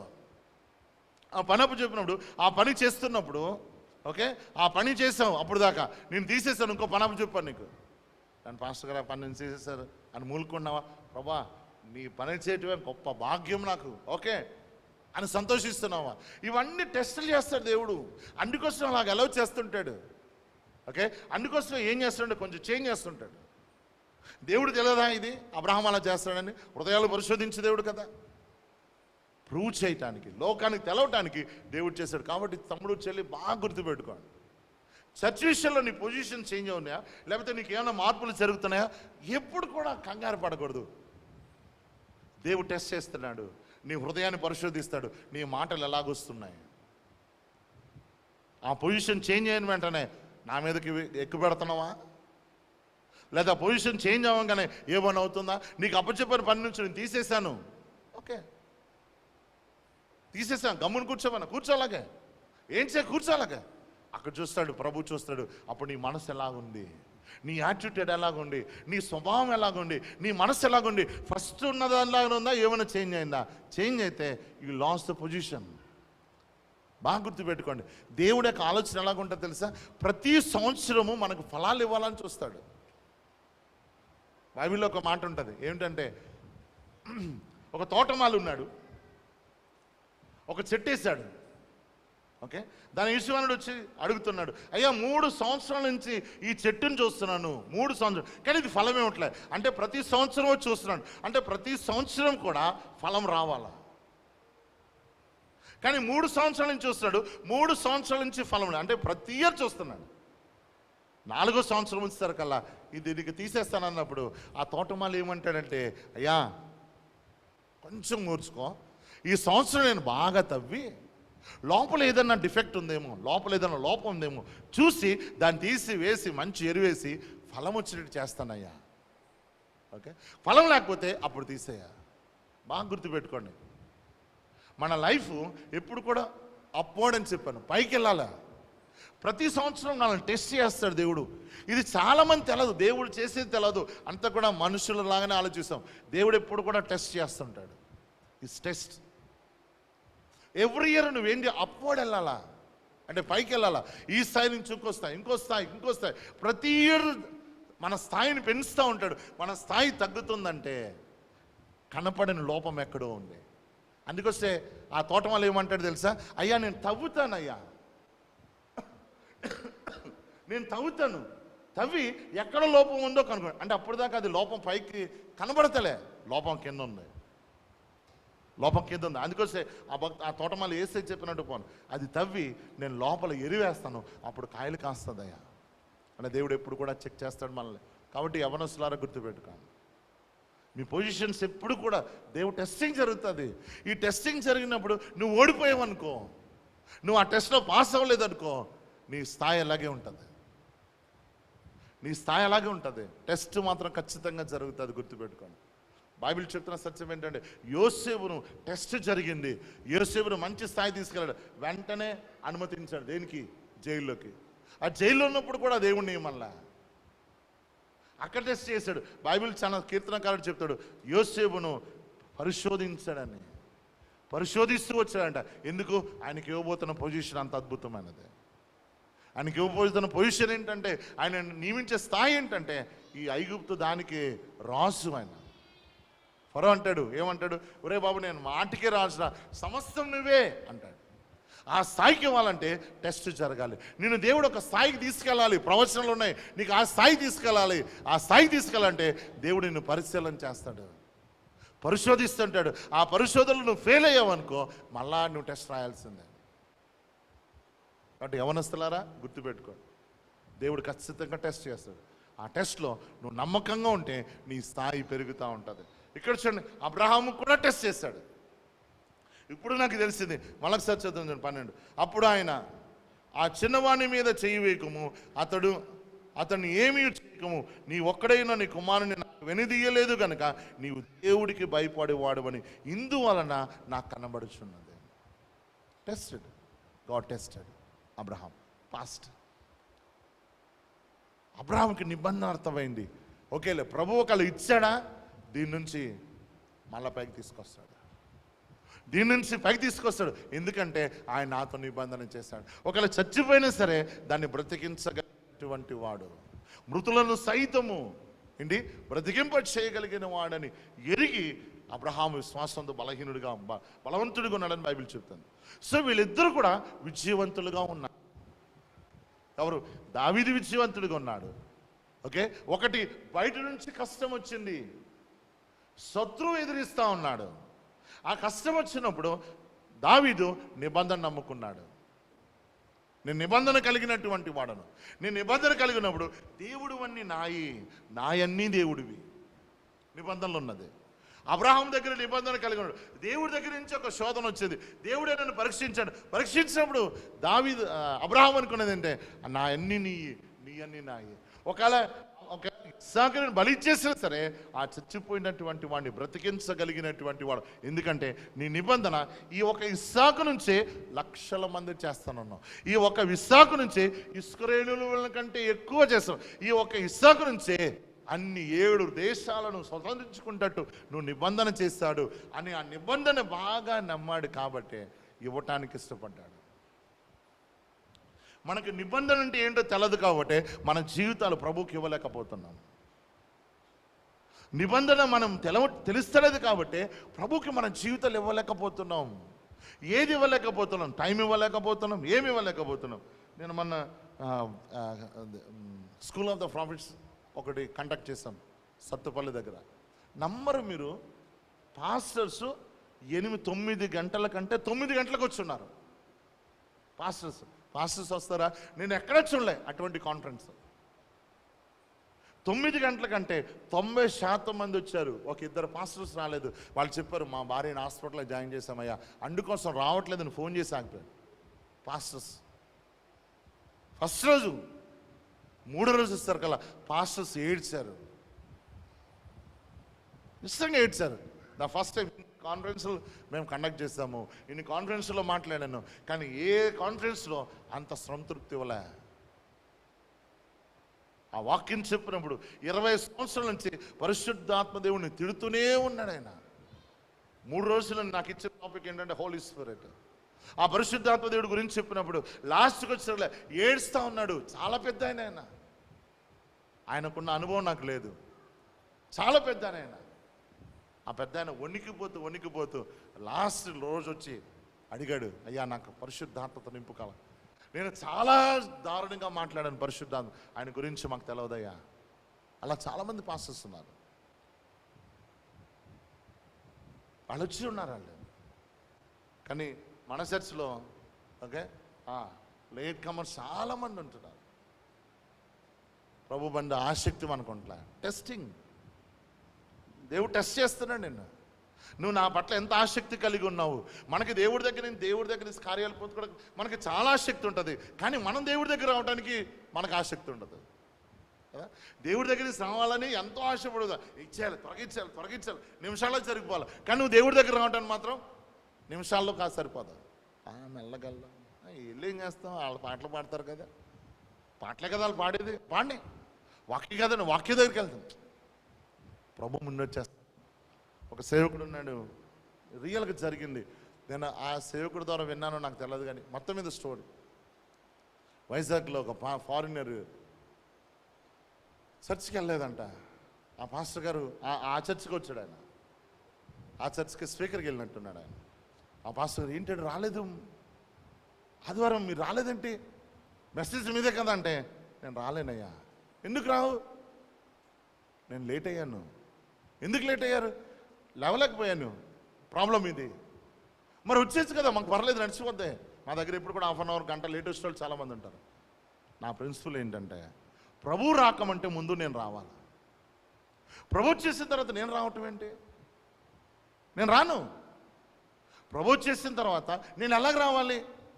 ప్రభువే నాకంటే ముందు వచ్చి ఆయన కూర్చుంటే, ఓకే, రాజులకు రాజు ప్రభులకు ప్రభు వచ్చి ముందు కూర్చుంటే నేను లేట్కి వెళ్ళటం ఏంటి? నేను ఆఫ్టర్ లేవడిని, కాబట్టి నేను రానన్నాను.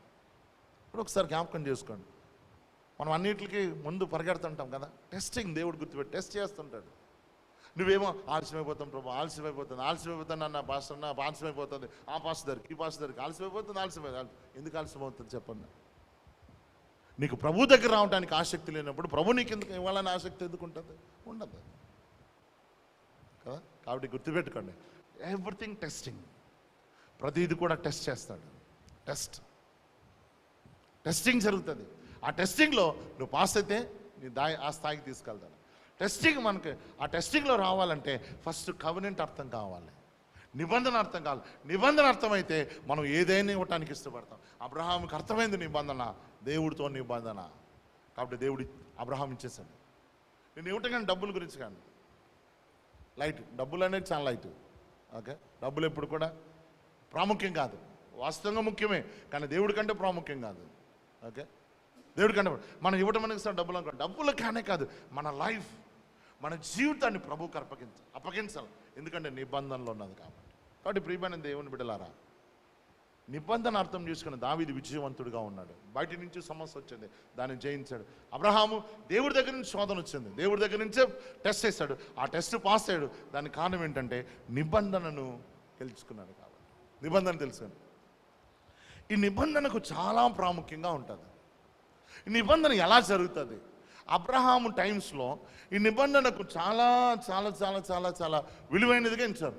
అసలు నిబంధనలు ఎలా జరుగుతుందో చెప్తాను చూడండి. ఎగ్జాంపుల్ చెప్పేసి నేను క్లోజ్ చేస్తాను, ఇంకా వాక్యం చెప్పాను. నిబంధన జరిగేటప్పుడు నిబంధన దాదాపు ఒక 3 చేస్తారు. ఎక్కువగా మూడు పార్టీస్లో జరుగుతుంటుంది, అంటే 3 గుంపుల్లో జరుగుతుంది.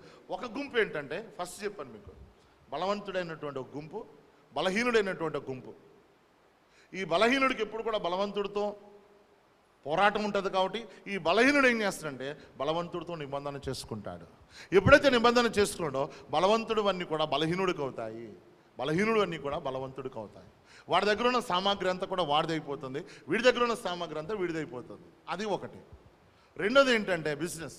మనందరూ తెలుసు, నా దగ్గర 10 లక్షలు ఉన్నాయి, నీ దగ్గర 10 లక్షలు ఉన్నాయి, ఇద్దరి మధ్య నిబంధన 20 లక్షలతోటి బిజినెస్ చేద్దాం. మూడోది ఏంటంటే దావీదు యోనాతాను కూడా నిబంధన చేసుకున్నారు. అంటే వ్యక్తుల మధ్యన కూడా నిబంధన జరుగుతూ ఉంటుంది. ఈ నిబంధనలో ప్రాముఖ్యమైనది ఎలా జరుగుతుంటుంది నిబంధనలో జరిగేటప్పుడు. ఓకే, ఇది వచ్చే వారము మీకు క్లియర్గా ఎక్స్ప్లెయిన్ చేస్తాను. ఇప్పుడు నేను చెప్పబోయే ఎగ్జాంపుల్, వచ్చే వారము దావీదు అబ్రహాంతో దేవుడు ఎలా చేశాడో 17వ అధ్యాయంలో చూపిస్తాను. ఓకే, వినండి ఎలా జరుగుతుంది. ఇది మీకు అర్థమైతే ఈజీగా ఉంటుంది. అది ఎలా జరుగుతుంటుంది నిబంధనలు అంటే, ఓకే, నిబంధన ఎలా జరుగుతుంటుందంటే, ఎవడైతే నిబంధన చేసుకుంటున్నారో, ఇద్దరు వ్యక్తుల మధ్య నిబంధన చేసుకుంటున్నప్పుడు దాంట్లో వాళ్ళు ఏం చేయాలంటే, మొట్టమొదటిగా వాళ్ళందరూ ఫ్రెండ్స్ని పిలుచుకోవాలి. రెండోది, వాళ్ళకి సంబంధించిన యాజకుడు ఉంటాడు అక్కడ, అది ఏ తెగానే సరే. ఓకే, మతంతో సంబంధం లేదు. ఇది మన భారతదేశంలో కొన్నిసార్లు పాతకాలంలో జరిగేటటువంటిదే నిబంధన. ఇది పాతకాలంలో ఇలాగే జరిగేది, పాతకాలంలో. ఓకే, దాని తర్వాత ఆఫ్రికా దేశంలో కానీ, దాని తర్వాత ఇజ్రాయెల్ దేశంలో, పాలస్తీనా దేశంలో కానీ ఇలాగే జరుగుతుంది నిబంధనలు జరిగేటప్పుడు. ఈవెన్ బైబిల్ టైమ్స్లో కూడా అలాగే ఉంది. కాబట్టి వాళ్ళు ఆ విధంగా చేసుకుంటూ మనకు కనపడదు. నిబంధన చేసుకునేటప్పుడు ఎవరైతే ఇద్దరు నిబంధన చేసుకుంటున్నారో వాళ్ళిద్దరు స్నేహితులను పిలవాలి, యాజకుడిని పిలవాలి. యాజకుడు పని ఏంటంటే ఎవరైతే నిబంధన చేసుకున్నటువంటి ఇద్దరు వ్యక్తుల దగ్గర, ఓకే, నిబంధన చేసుకున్న ఇద్దరు వ్యక్తుల్ని పెట్టి ఆ వ్యక్తులకి ఏం చేస్తారంటే కోస్తారు, అంటే ఇట్లా చీలుస్తారు. హెబ్రీ భాషలో నిబంధన అనేది టు కట్ అని. హెబ్రీ భాషలో నిబంధన అనే పదానికి అర్థం ఏంటంటే టు కట్. టు కట్ అంటే కోయటము, కోస్తారు, అంటే వాడు చేయికి వస్తారు. ఎవడైతే నిబంధన చేసుకున్నాడో ఫస్ట్ వాడు చేయికి వస్తారు. కోసిన వెంటనే దాంట్లోంచి రక్తం వస్తారు. రక్తం వచ్చిన దాన్ని ఏం చేస్తారంటే కొంచెం ద్రాక్షరసం కలిగినటువంటి కప్పు తీసుకుని ఆ రక్తాన్ని దాంట్లో పోస్తారు. ఓకే, దాని తర్వాత ఎవడైతే ఇంకో వ్యక్తి ఉన్నాడో వాడి దగ్గరికి వెళ్ళి వాడిని కూడా కోస్తారు. కోసిన తర్వాత ఏ కప్పులో అయితే ద్రాక్షరసం కప్పులో రక్తం పట్టారో ఒక వ్యక్తిది, అదే కప్పులో ఏం చేస్తారంటే వీడి రక్తం కూడా పడతారు. పట్టిన తర్వాత ఆ యాజకుడు ఏం చేస్తాడంటే రెండు కలుపుతాడు. రెండు కలిపిన తర్వాత ఎవరైతే నిబంధన చేసుకుంటున్నారో వారు తాగుతారు. ఏ తాగుతారో ఆ కప్పుని తాగుతారు. తాగిన తర్వాత కొన్ని దేశాల్లో ఏం చేస్తుంటారంటే గన్ పౌడర్ ఉంటుంది, అంటే మందు. ఆ మందులు ఏం చేస్తారంటే అక్కడ పూస్తారు. పూసేసరికి ఏమవుతుంది, ఆ మందు ద్వారా గాయం తగ్గిపోద్ది, కానీ ఆ గాయం మచ్చలాగా ఉంటుంది. ఆ మచ్చున్న రోజులు వాడు కనిపించేదంటే పలానా వారితో నేను నిబంధన చేసుకున్నాను, పలానా వ్యక్తితో నేను నిబంధన చేస్తున్న గుర్తుగా ఉంటుంది. ఓకే, అందుకోసం యేసుక్రీస్తు ప్రభు కూడా స్టిల్ ఈరోజు కూడా ఆ గాయాలు అలాగే ఉన్నాయి, గుర్తుపెట్టుకోండి. ఈరోజు కూడా ఈ సిలువ మొలలు ఎక్కడైతే యేసుక్రీస్తు ప్రభువాన్ని కొట్టారో ఈరోజు కూడా ఉంటుంది, ఎందుకంటే అది నిబంధనకు సంబంధించింది కాబట్టి. ఓకే, సో కొన్ని తెగలు ఇలా చేస్తుంటారు. మళ్ళొకసారి చెప్తాను చూడండి సింపుల్గా. ఎవరైతే నిబంధన చేసుకున్న ఇద్దరు వ్యక్తులు వాళ్ళ ఫ్రెండ్స్ని పిలవాలి, ఇరుపక్షాల వాళ్ళు. పిలిచిన తర్వాత ఒక యాజకుడు ఉంటాడు. ఆ యాజకుడు పని ఏంటంటే ఎవరైతే నిబంధన చేసుకున్న ఇద్దరు వ్యక్తులు నిలబెట్టి వాళ్ళు ఒకటి కోసి ద్రాక్షరసములో, ఓకే, ఆ రక్తం పోసి దాని తర్వాత ఇంకో వ్యక్తిని కూడా కట్ చేసి ఆ ద్రాక్షరస కప్పులో ఆ రక్తాన్ని పోసి కలిపి ఇస్తాడు. ఇచ్చిన తర్వాత ఇప్పుడు ఏమైపోయారు, వాళ్ళిద్దరు కూడా ఏమైపోయారంటే రక్త సంబంధికులు అయిపోయారు. ఇది మీకు అర్థమైతే యేసే నిబంధన మనకు అర్థమవుతుంది. అందుకోసం ఇంత టైం తీసుకున్నాను. ఎప్పుడైతే వాళ్ళిద్దరు రక్త సంబంధికులు అయిపోయారో ఇంకా ఎట్టి పరిస్థితుల్లో కూడా ఆ నిబంధన బ్రేక్ చేయడానికి వీలేదు. అంటే ఆ నిబంధన ఇప్పుడు సపోజ్ మళ్ళీ ఒకసారి సడన్గా వెళ్ళిపోయి నిబంధన జరిగిన తర్వాత కూడా బలవంతుడు వెళ్ళిపోయి బలహీనుడు కొట్టాడు అనుకోండి, సమాజం చంపేస్తుంది. దాన్ని ఒప్పుకోరు. ఎందుకంటే అది రక్తంతో కలిపినటువంటి నిబంధన, అది తాగేస్తాడు కాబట్టి ఎట్టి పరిస్థితులు అది బ్రేక్ చేయరు. అంత విలువైనటువంటిది నిబంధన, రక్తంతో నిబంధన చేసినట్టు. ఒకరోజు ఇది కూడా మీకు బాగా అర్థమవుతుందని ప్రయత్నం చేస్తాను. ఒకరోజు డేవిడ్ లివింగ్స్టన్ అనేది గొప్ప దైవజనుడు ఆఫ్రికా దేశంలో ఉంటున్నప్పుడు ఆ దైవజనుడిని వెతుక్కుంటూ తన స్నేహితుడు వెళ్ళాడు. ఆ దైవజనుడిని వెతుక్కుంటూ వెళ్ళినప్పుడు ఆ స్నేహితుడి వెళ్ళినప్పుడు ఎక్కడికి వెళ్తున్నాడు, నరమాంస భక్షకుల దగ్గరికి వెళ్తున్నాడు. అంటే మనుషుల్ని తినే దగ్గరికి డేవిడ్ లివింగ్స్టన్ అని దైవజనుడు వెళ్ళాడు. మిషనరీగా ఆ ప్రాంతానికి వెళ్ళాడు. ఆయన వెతుక్కుంటూ ఇప్పుడు ఈయన వెళ్తున్నాడు. ఈయన వెళ్తున్నప్పుడు అక్కడ ఉన్నటువంటి వాళ్ళు ఎవరంటే ఏది దోచేసుకుంటారు. వచ్చినాడు తెల్లోళ్ళు వాళ్ళందరూ నల్లగా ఉంటారు కదా, వాళ్ళ దగ్గర ఏదుంటే దోచేసుకుంటారు. ఈయనకు అర్థమయ్యేది కాదు తన దగ్గర విలువైనవి ఉండేటి, అంటే బట్టలు లేకపోతే ఇవన్నీ అవన్నీ ఉంటున్నప్పుడు అలా దోచేసుకుంటున్నప్పుడు ఈ యొక్క ఎవడైతే ఇతను వెళ్ళాడో తన స్నేహితుడు వెళ్ళాడో అతను వెళ్తూ వాళ్ళ భాష అర్థం కాదు కాబట్టి ఆ దేశంలో ఉన్నటువంటి ఒక క్రైస్తవుని ఎన్నుకున్నాడు. ఒక మారినటువంటి వాడిని తెలుసుకుని ఏం చేశాడంటే నాకు ఇంటర్ప్రిటేషన్ చెయ్యి, నేను ఇంగ్లీష్లో నీకు చెప్తాను, వాళ్ళకి నీ భాషలో చెప్పు, వాళ్ళు చెప్పింది నాకు చెప్పు అని అంటట్టు తర్జుమా చేసేవాడు. వెళ్ళిన తర్వాత కొంత దూరం వెళ్ళిన తర్వాత ఆయన అన్నాడంట, ఎవరు ఈ తర్జుమా చేశాడు, నువ్వు ఎందుకు వీళ్ళతో ఒక నిబంధన చేసుకోకూడదు అన్నాడంట. నిబంధన చేసుకోండి, నాకు లాభం ఏంటి? అసలు నిబంధన ఏంటంటే లేదు ఇక్కడ ఉన్నటువంటి తెగలలో ఒక నిబంధన ఉంటుంది, ఆ నిబంధన నువ్వు చేసుకుంటే నీకు చాలా ఉపయోగం అన్నాడంట. అన్న తర్వాత కొన్ని రోజులు అయిపోయింది ఆలోచించి, ఎందుకంటే చాలా దోసుకెళ్ళిపోతున్నారు, చాలా కొట్టేస్తున్నారు, ఇంకా వాళ్ళ దగ్గర ఏమీ లేవు, ఇంకా ప్రాణాలు తప్ప. ఇంకా అటువంటి పరిస్థితిలో ఆయన ఏం చేస్తాడంటే ఆ స్నేహితుడు, డేవిడ్ లివింగ్స్టన్ స్నేహితుడు, ఓకే నేను ఆయనతో నిబంధన చేసుకుంటా అన్నాడు. అప్పుడు ఈయన వెళ్ళి మాట్లాడాడు, ఈయన మీతో నిబంధన చేసుకుంటాడు అన్నప్పుడు ఆ తండాలన్నింటికి, లేకపోతే ఆఫ్రికా దేశంలో ఉన్న వాళ్ళందరికీ పెద్ద ఎవడైతే ఉంటాడో అతను ఏం చేశాడంటే ఓకే అన్నాడంట. ఓకే అన్న తర్వాత వాళ్ళు చేసింది ఏంటంటే వీళ్ళిద్దరు నిలబడ్డారు. ఎవరు? ఆ తెగలన్నింటికి పెద్ద ఎవడైతే ఉంటాడో, గ్రామ పెద్ద అనొచ్చు మనం, ప్రెసిడెంట్ అనుకోండి, ఆ తండాలన్నింటికి ప్రెసిడెంట్ ఎవడైతే ఉన్నాడో ఆ ప్రెసిడెంట్ అటు నిలబడ్డాడు, ఈయనటి నిలబడ్డాడు. నిలబడిన తర్వాత ఈయన తరపు నుంచి ఒకడు నిలబెట్టారు, ఈయన తరపు నుంచి ఒకడు నిలబెట్టాడు, పెద్ద తరపు నుంచి ఒకడు, దాని తర్వాత తెల్లవాడైనటువంటి ఆ వ్యక్తి నుంచి ఒకడు నిలబెట్టారు. నిలబెట్టిన తర్వాత వాళ్ళ ఆచార ప్రకారం ఏంటంటే నాకు చెప్పినట్టే జరిగిపోయింది. ఏంటి? పోసారు, ఆ బ్లడ్ తీసుకున్నారు, తాగారు. తాగిన తర్వాత అక్కడ ఉన్నటువంటి ప్రీస్ట్ ఏం చేశాడంటే రెండు పలికాడంట. ఆశీర్వాదం పలికాడు, దాని తర్వాత శాపం పలికాడు. ఈ నిబంధనలో నిలిచున్నట్లయితే నీకు ఇన్ని ఆశీర్వాదాలు వస్తాయి. ఒకవేళ ఈ నిబంధనను ఎప్పుడైతే బ్రేక్ చేస్తావా, ఎప్పుడైతే దీని నుంచి విడుదల కొట్టివేస్తావా, వెంటనే నీ మీదకి శాపాలు వస్తాయనేది పలికాడంట. ఆయన ఆశ్చర్యపోయాడు. ఇదంతా బైబిల్ రిలేటెడ్ ఉంది ఏంటి అనుకున్నాడంట. ఎందుకంటే ద్వితీయోపదేశ కాండంలో ఇలా ఉంటుంది, మీరు నా మాటలు వినినేడలా మీ మీదకి ఆశీర్వాదం వస్తుంది, మీరు నా మాటలు వినకపోతే ఈ శాపంలో నేను మీదకి వస్తుంది అని ఆశ్చర్యం వేస్తుందంట. అలా వీళ్ళు బైబిల్ ప్యాటర్న్ ఫాలో అవుతున్నారంటే ఓకే గుడ్. దాని తర్వాత ఆ యజమానుడు అన్న పెద్ద ఆయన అన్నాడంట, నీ దగ్గర నుంచి నాకు ఏదన్నా కావాలన్నాడంట. నా దగ్గర ఏం లేదు అని కనిపించిందంట. నీ దగ్గర మేకపిల్ల ఉంది, అది ఇచ్చే అన్నాడంట. అయ్యా ఈ ఆహార అలవాట్లు నాకు ఏం తెలవు, నేను బ్రతికేదే ఆ మేక పాలు ద్వారానే బ్రతుకుతున్నాను, ఆ మేక పాలు తాగి నేను బ్రతకగలుగుతున్నాను, అదే ఇచ్చేయమంటున్నావు ఏంటి నువ్వు అన్నాడంట. కొద్దిసేపు అయిన తర్వాత తప్పదండి, నియమంలో ఇదే, నీ దగ్గర ఉన్నాయి ఆయన అవ్వాలి, ఆయన దగ్గర ఉన్న నీవు అవ్వాలన్నాను. జాగ్రత్తనండి, ఇది పవర్ఫుల్ అన్నప్పుడు కొద్దిసేపు అయిన తర్వాత మరి నిబంధనలోకి వచ్చేసాడు, ఖచ్చితంగా ఇచ్చేలా ఆ మేకని ఇచ్చేసాడంట. ఆయన ఏం చేస్తాడు, ఒక దండం ఇచ్చాడంట.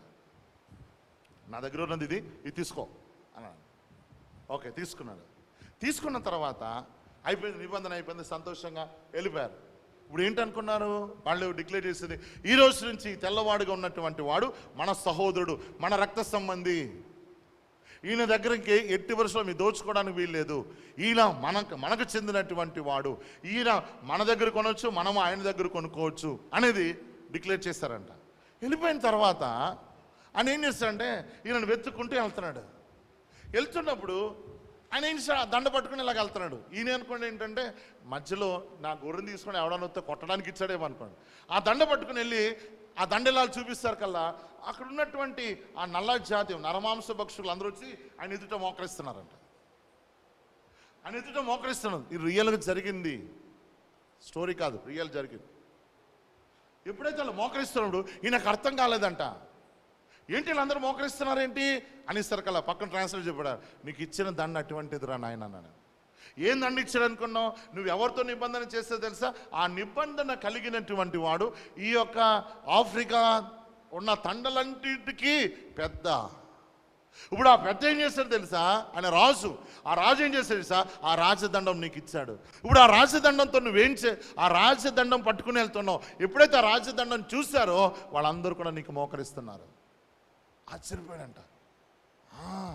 నేను ఇచ్చిన చిన్న గొర్రె పిల్ల, చిన్న మేక పిల్ల ఇచ్చాను, అయ్యి బాబు ఇదేంటిది, ఈయన రాజదండం ఇచ్చాడు. దాని తర్వాత వాళ్ళ మొక్కి అడిగారంట, ఏం కావాలి నీకు అని. అప్పుడు ఆయన అన్నాడంట, మేకపాలు కావాలంట. అప్పుడు వాళ్ళు ఏం తీసుకొచ్చా తెలుసా, అప్పుడే అంటే ఫ్రెష్ మేకపాలు పిండి తీసుకొచ్చారంట. తీసుకొచ్చారు కల్లా అది చూసి ఆశ్చర్యం వేసిందంట ఆయనకు, ఆ మేకపాలు దగ్గర. అలాగా ఆ తండలన్నీ తిరిగి లాస్ట్కు డేవిడ్ లివింగ్స్టన్ దగ్గరికి వెళ్ళాడంట. ఒకసారి ఆలోచించండి, నిబంధనలో ఉన్నటువంటిది.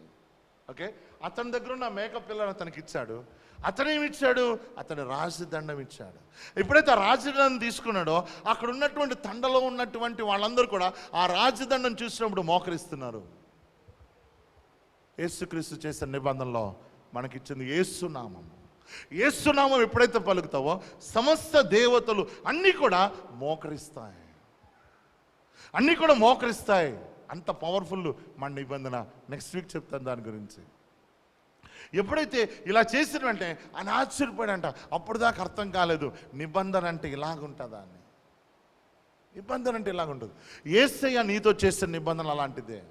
యేసుక్రీస్తు ప్రభువారు చేసిన నిబంధన కూడా అటువంటిదే. కాబట్టి గుర్తుపెట్టుకో ప్రియమైన దేవుని బిడ్డలారా, ఈ నిబంధన నీకు అర్థం కాలే. అప్పుడు దాకా ఆ నిబంధన ఆయనకి ఏం అర్థం కాలే. కానీ వన్స్ అర్థమైంది, దాంట్లో ప్రవేశించారు కల్లా ఆయనకి ఇచ్చింది రాజదండం. అని ఏ తండాకి వెళ్తే ఆ తండాలో ఇంకా భయం లేదు. ఇంకే తండా వాళ్ళ మీదకి అక్కడ ఉన్నటువంటి ఆఫ్రికన్స్ ఎవడొచ్చి ఆయన మీద పడతలే. ఎందుకంటే రాజదండం చూస్తున్నారు. ఆ రాజదండం చూస్తున్నాడు. ఎవడొచ్చి దాన్ని ఆయన దగ్గరికి రావట్లే. అసలు మామూలుగా ఏంటంటే నరమాంస భక్షకులు మనుషుల్ని తినే జాతి మధ్య నిలబడి ఏం చేస్తాడు, వాళ్ళే ఇతనికి కావాల్సిన ఇన్ని రోజులు ఏం చేస్తాడు సార్, ఒకే మేకను పట్టుకుని దాన్ని మేపుకుంటూ వెళ్ళేవాడు. ఇప్పుడు మేక అవసరంలా. ఏ ప్రాంతంకి వెళ్తే ఆ ప్రాంతంలో ఉన్నటువంటి మేకపాలు, స్వచ్ఛమైన మేకపాలు తీసుకొచ్చి తనకిస్తా ఉన్నారు. నిబంధన అంటే అది. నిబంధన అంటే ఏంటంటే వీకర్ పాయింట్స్, బలహీనమైనటువంటి బలవంతుడితో నిబంధన. ఎప్పుడైతే నిబంధన చేసుకుంటావో ఆయన అన్నీ నీ అవుతాయి, నీ అన్నీ ఆయన అవుతాయి. ఆయనది ఏంటి? రాజదండము. ఆ పెద్దనిది ఏంటి? రాజదండము. ఆ రాజదండాన్ని ఆయనకి ఇచ్చాడు. ఈయనేమిచ్చాడు? తన దగ్గర ఉన్నది ఏమీ లేదు, మేకపిల్ల తప్ప. అయితే రూల్ ఏంటంటే ఏదో ఒకటి ఇవ్వాలా. ఆయనకు నచ్చింది ఏంటంటే మేకపిల్ల నచ్చింది, ఆ మేకపిల్ల ఇచ్చాడు ఆ పెద్ద ఆయనకి. రియల్గా జరిగింది ప్రియపేట. కానీ నిబంధన అంటే ఇలాంటిది. ఎప్పుడైతే ఇది మనకు అర్థమైనప్పుడు ఏమో తెలుసా, మనం కూడా విజయవంతులంగా తయారవుతాం. మనం కూడా విజయవంతులు. ఇటువంటి నిబంధన దేవుడు నీకు నాకు చేశాడు. ఎప్పుడైతే నిబంధనలోకి వెళ్తావో యేసుక్రీస్తుని నీ సొంతం అవుతాయి. యేసుక్రీస్తు ప్రభువుని నీకు అయిపోతాయి.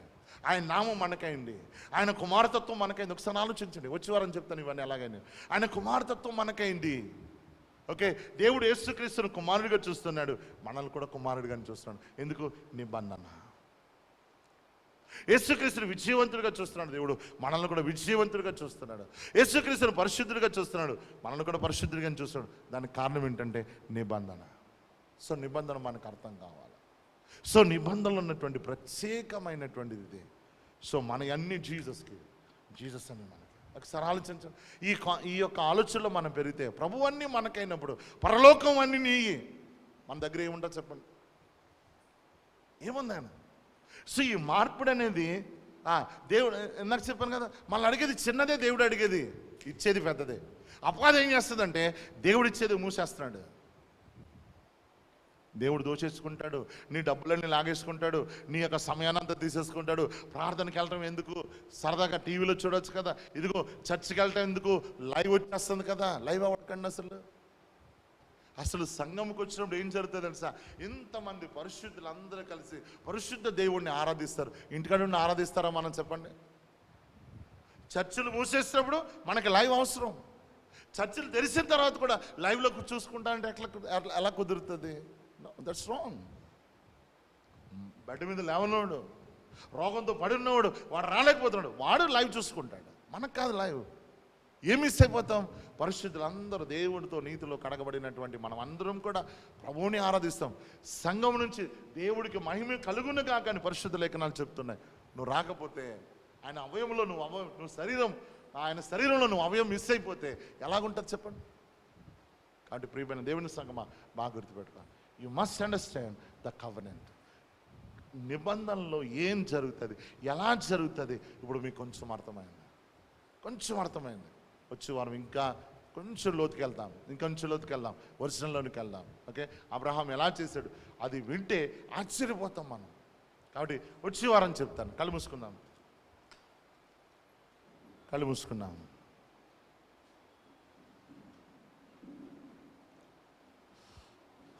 మోకరించండి యవ్వన బిడ్డలందరూ కూడా, యవ్వనస్తులందరూ కూడా సాధ్యమైనంత మట్టుకు యవ్వన ప్రాయంలో మోకరించేయి.